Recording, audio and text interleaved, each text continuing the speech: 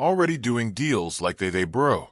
They're trying to give you a free tire change. They're trying to give you a free car wash and all types of stuff to get out to these games. This is wild. Look at how empty this arena is. Look at how empty it is.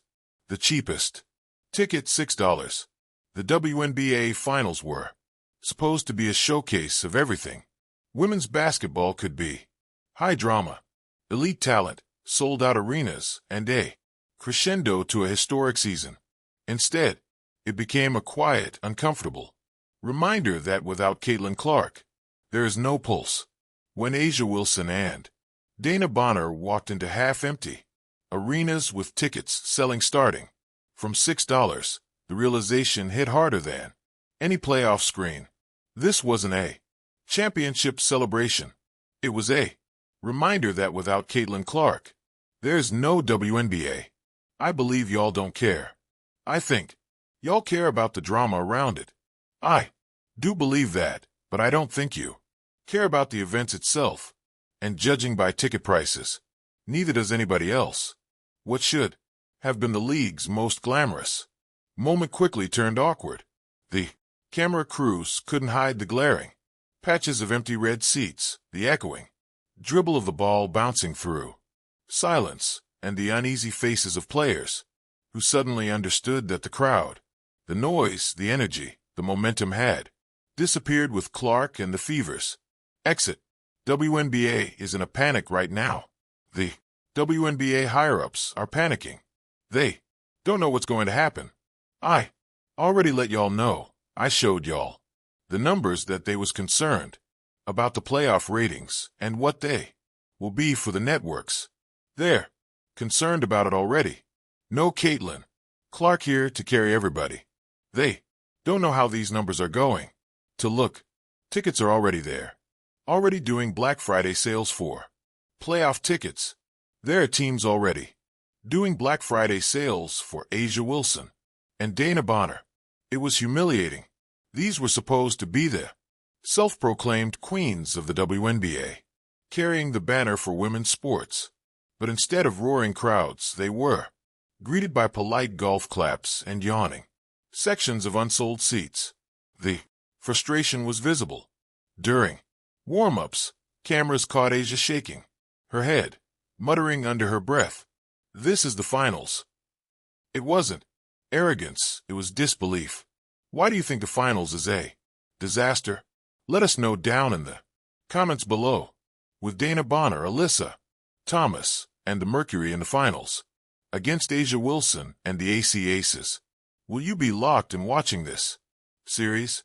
Yes or no? Hit the poll. For 4% of brave souls said yes. 96% said hail to the no.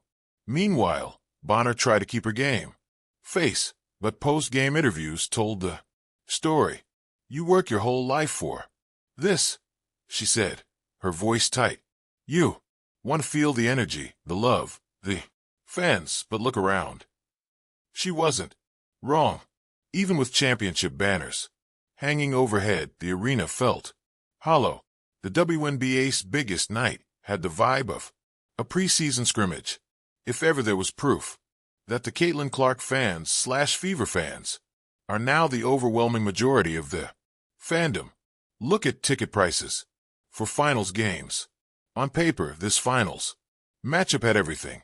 Reigning MVPs, established stars, playoff storylines. But without the Indiana Fever and Caitlin Clark, it all fell flat. The buzz that had carried the league all summer had evaporated overnight. When fans checked Ticketmaster and saw prices dropping to single digits, $6 a seat, it confirmed what everyone already suspected. Nobody cared. So now everyone has to get their numbers on their own. We saw Caitlin Clark bring in a whopping 1.8 million viewers for her first playoff game versus the Connecticut Sun last season. That was more than all of the other playoff games that was played that day combined. More than all of the other playoff games played that day combined. A'ja Wilson, usually the picture of confidence, looked shaken.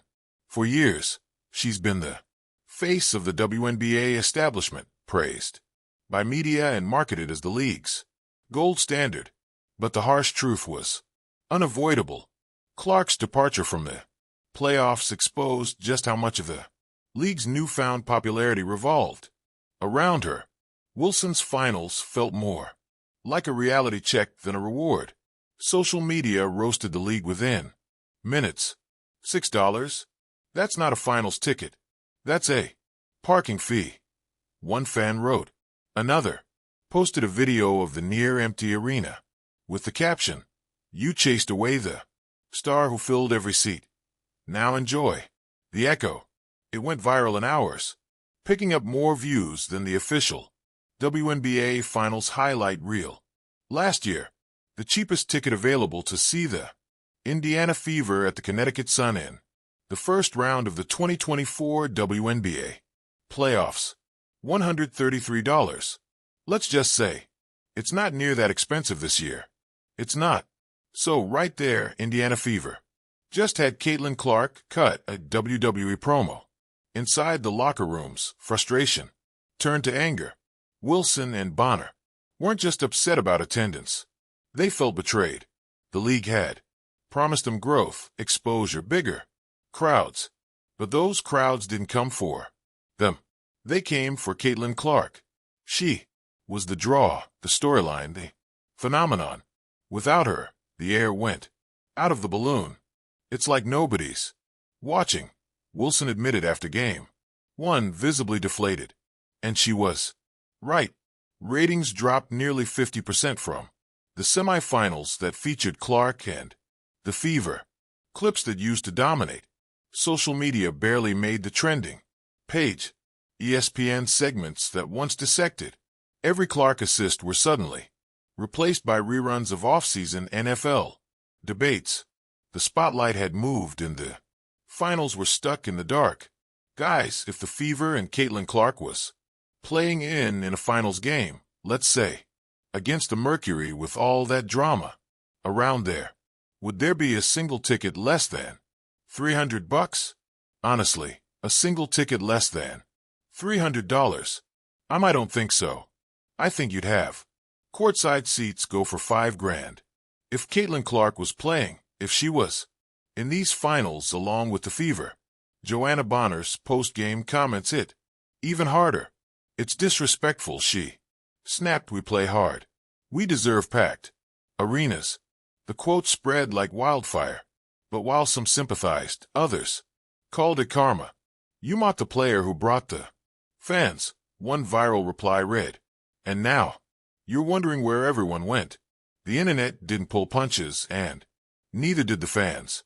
They remembered how all season-long veterans like Asia Wilson and Cheryl Swoops had taken digs at Caitlin Clark, questioning her hype, dismissing her impact, even suggesting fans were only watching because she was white.